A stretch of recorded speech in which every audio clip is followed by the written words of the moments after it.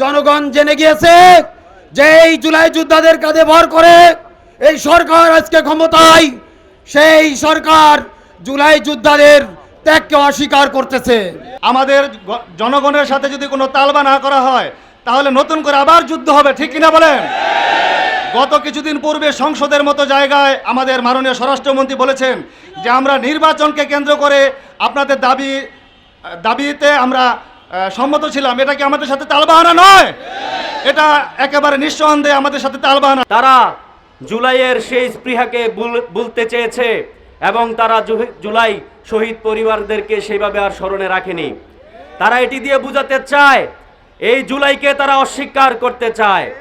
যেই জুলাইকে তারা অস্বীকার করতে চাচ্ছে সেই জুলাইয়ের রক্তের রঞ্জিত রাজপথ থেকে আজকের এই জাতীয় সংসদ ঐতিহাসিক সংসদ হিসেবে বিবেচিত হয়েছে। সেই জাতীয় সংসদে বসে জুলাই জাতীয় সনদকে বাস্তবায়ন না করে তারা পূর্বের ন্যায় আবারও ফ্যাসিবাদতন্ত্র একনায়কতন্ত্র কায়েম করতে চাচ্ছে। এ দায়িত্ব শুধু 11 দলীয় জোটের নয়। 11 দলীয় জোটকে আপনারা দায়িত্ব দিয়েছেন জনগণের পক্ষে কথা বলে কিনা সেটা দেখার জন্য। আপনারা দেখেন 11 দলীয় জোট জনগণের পক্ষে কথা বলছে কি বলছে না। দায়িত্ব আপনাদের আজকে এই সমাবেশে অংশগ্রহণ করার, এটা আমার দায়িত্ব নয়। তাই নারায়ণগঞ্জবাসীকে আমি বলতে চাই, আপনারা সবাই একত্রিত হন এবং 11 দলীয় জোট আপনাদের ন্যায়ের পক্ষের যে অধিকার আছে সেটা নিয়ে সামনে দাঁড়াবে।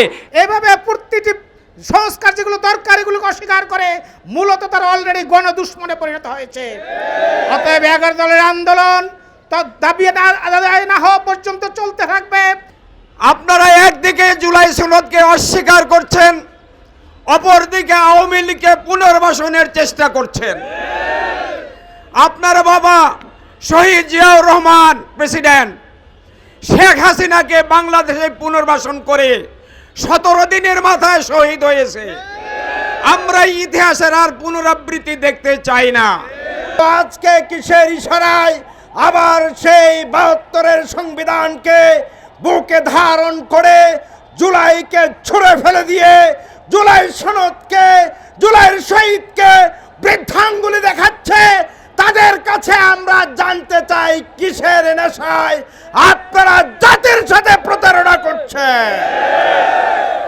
সুতরাং আমরা বলবো জাতীয় সংসদ এটি একটি পবিত্র স্থান, কিন্তু জুলাইকে নিয়ে, বাংলাদেশের মানুষের গণরায়কে নিয়ে যেভাবে ব্যঙ্গাত্মক ও রসাত্মক বক্তব্য দিচ্ছে তাদেরকে বলতে চাই আপনাদেরকে এই জুলাই বিপ্লবের পরে সেখানে ইতিহাস রচনা করার জন্য পাঠানো হয় নাই, বরং বাংলাদেশের মানুষের সেই কাঙ্ক্ষিত অধিকার বাস্তবায়নের জন্য সাম্য মানবিক বাংলাদেশ গড়ার জন্য পাঠানো হয়েছে।